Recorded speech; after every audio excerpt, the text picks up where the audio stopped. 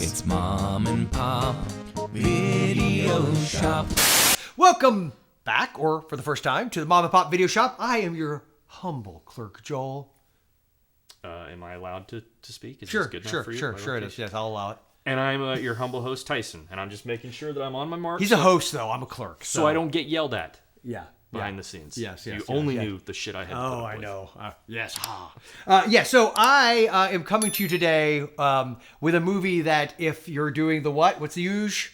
Coming in on a Friday night because your Domino's and your girlfriend are both cooling down in your 1990 Ford Probe, and you got to get to the wood panel basement as soon as possible. You need something to watch. You need something that will absolutely, Seal the deal. Seal the deal, as they say. I got the movie for you. It's the last time they ever come into the shop. Let me guess it. Well, okay. Give me a hint. I gotta give you a hint.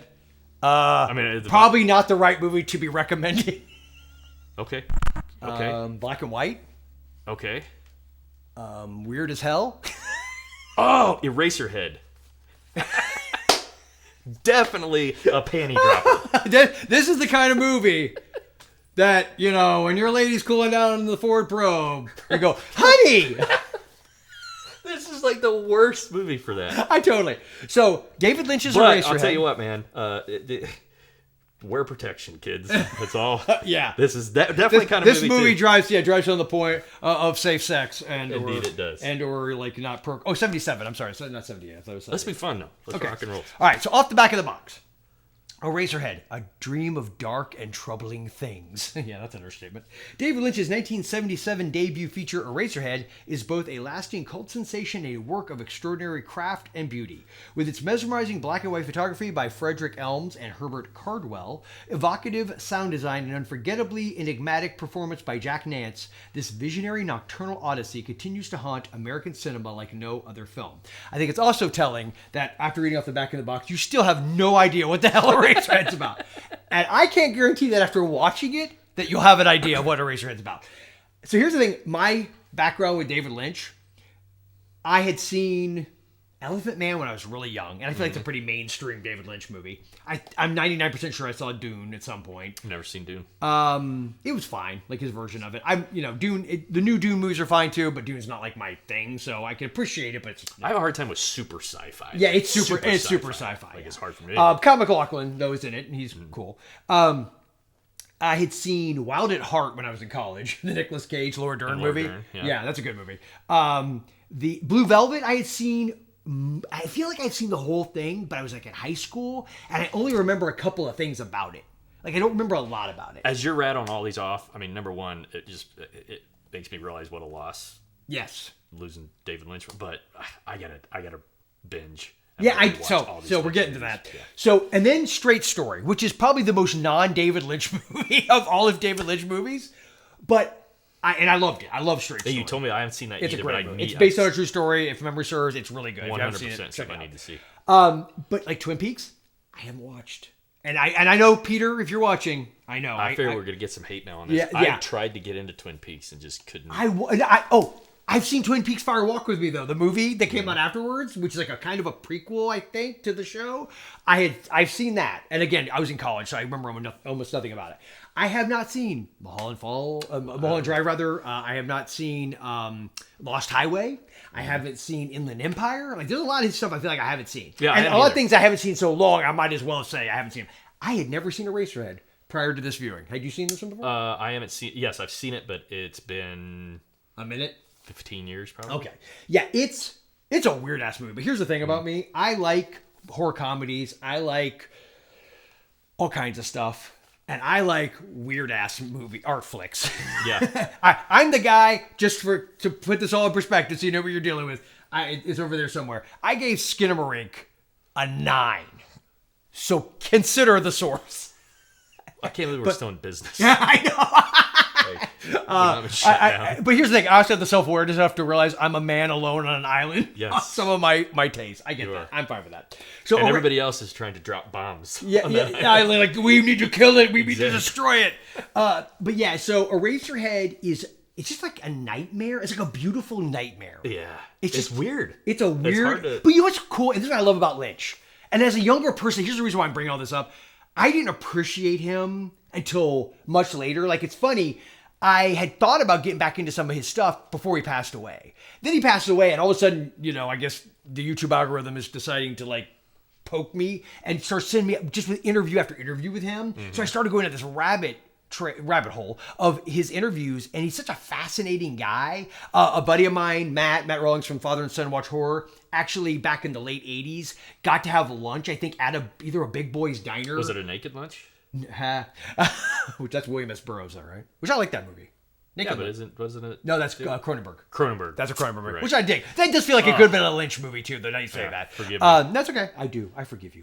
But the thing about Lynch is, I always thought as a kid, it's kind of like my problem with Monty Python. As a kid, I thought because Monty Python was British, it was smarter than me, and therefore I just wasn't getting something. Yeah. And what it was, I just wasn't getting, no, it's supposed to be that stupid and absurd. And then once you get that, you're like, oh, this is hilarious. I had issues.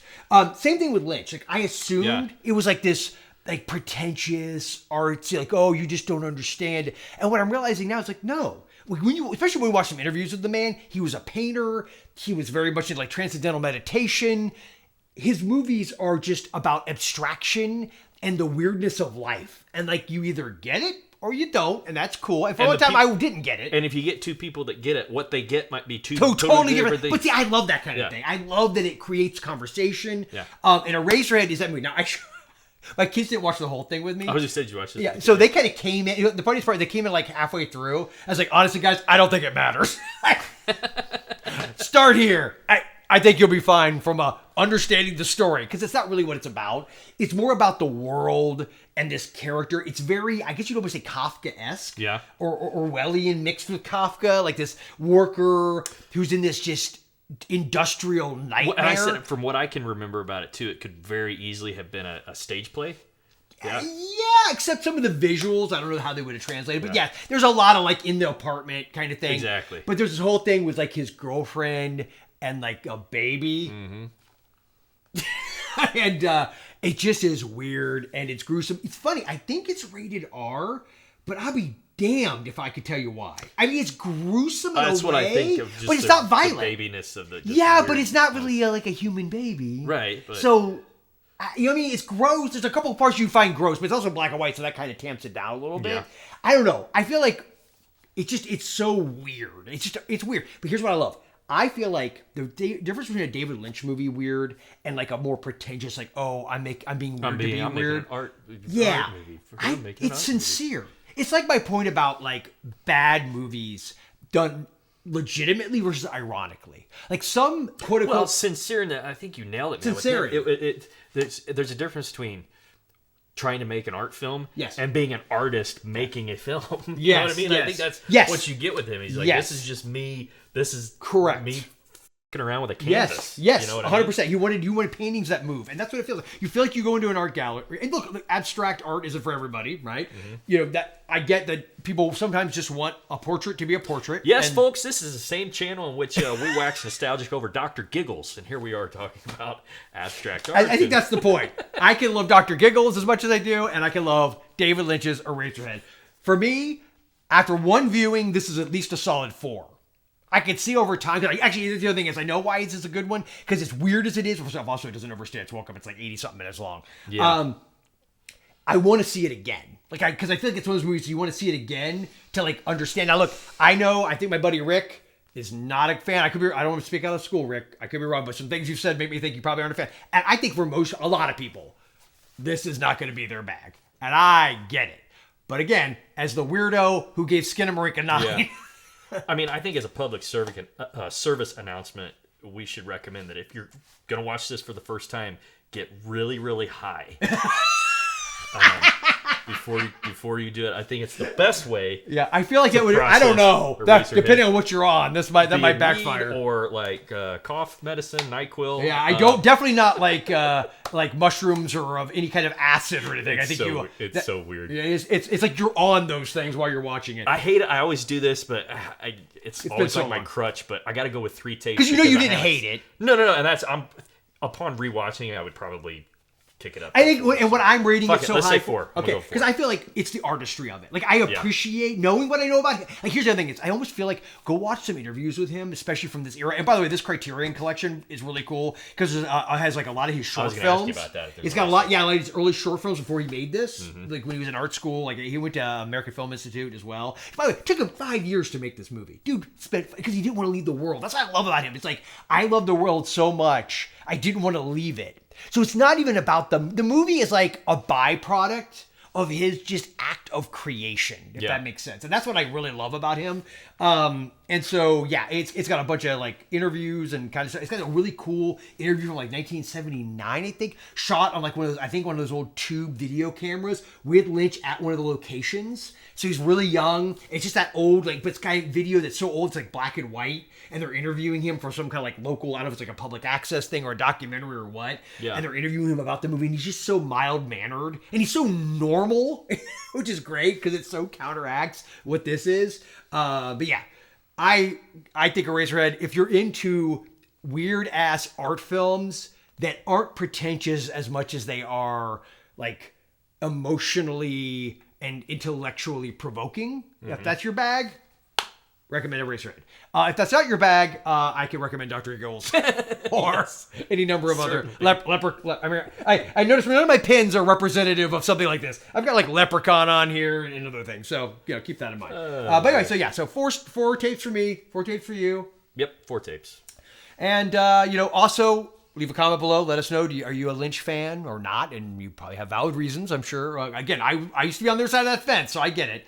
But let us know in the comments below. Be sure to like, share, subscribe. The channel's growing, and we appreciate all of you for tuning in. Be sure to go check out Phantom Foundry Wax Company. Exactly. We'll have the links in the description below if you don't know what that is. That is my buddy here's candle company. I don't have an Eraserhead candle, but wouldn't that be cool? It should smell like desperation.